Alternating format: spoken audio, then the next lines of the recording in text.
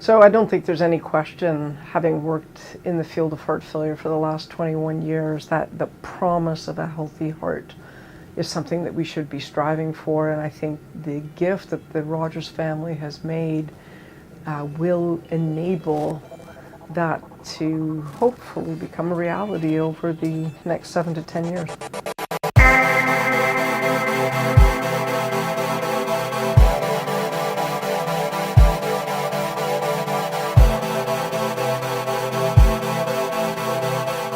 The really exciting thing about the Ted Rogers Centre is that it is bringing together groups that hadn't worked together before, and from our perspective in the Translational Biology and Engineering program, it's going to enable us to catalyze translation of our discoveries and the technologies we developed to the patients. By working with clinicians and by working with other experts in the hospital, we now have a pipeline to move things from bench to bedside much more rapidly than we would have had before.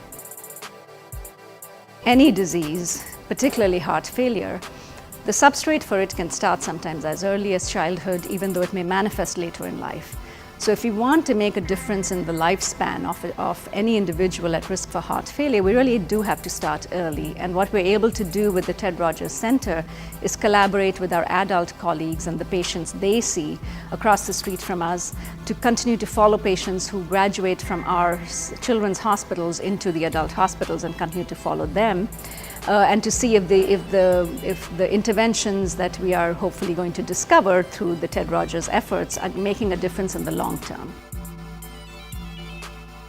The prognosis of patients who have heart failure is worse than the patients who have cancer. So this is an ever-growing problem. So we very much appreciate the formation of the Ted Rogers Centre, and its impact is felt by a number of investigators. So we all have research programs here that are funded by the Rogers Centre.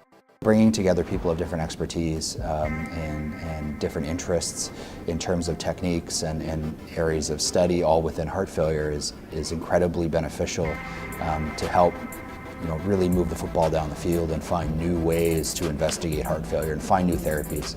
And that mission of the Heart Centre, bringing collaborative expertise together, is really unparalleled. I hope that imaging will play a critical role in giving us early diagnostic information, which we currently don't have.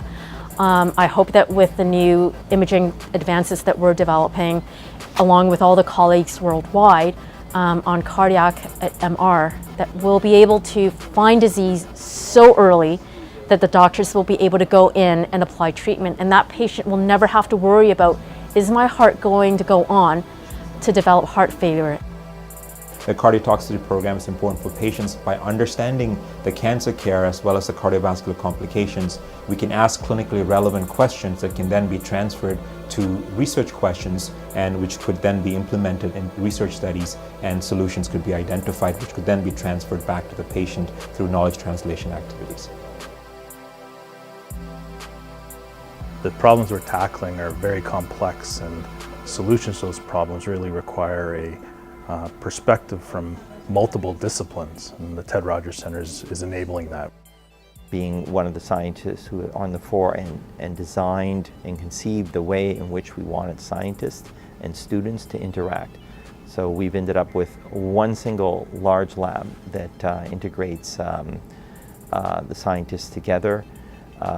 The medical scientists and engineers are mixed in together, their students are mixed in together, and the creation of the central social hub where we have our meeting areas and our open seminar area are all conducive to sharing of knowledge. At any point in time during the day, when I walk in here at 8 o'clock in the morning to the time I leave at 6, it is impossible for me to not be sharing knowledge and information. The knowledge gained from adult disease is going to help us to apply some of that to children. And examples of that are, for example, work being done at UHN through Heather Ross's efforts, looking at taking artificial intelligence, mobile health technology, in order to improve, not just to save lives, but also to improve quality of life for children and adults living with heart failure. So we can now apply that technology not just to adults, but to children. One of the unique things about the Ted Rogers Centre for Heart Research is the breadth that is provided from the discovery through to clinical implications and clinical implementation. So this is a bench-to-bedside approach, and that exists in other places. But what's really innovative about the Rogers Centre is we then take the bedside and inform it back to the bench. So this iterative cycle of bench to bedside to bench is a way for us to truly enable discovery and improve outcomes.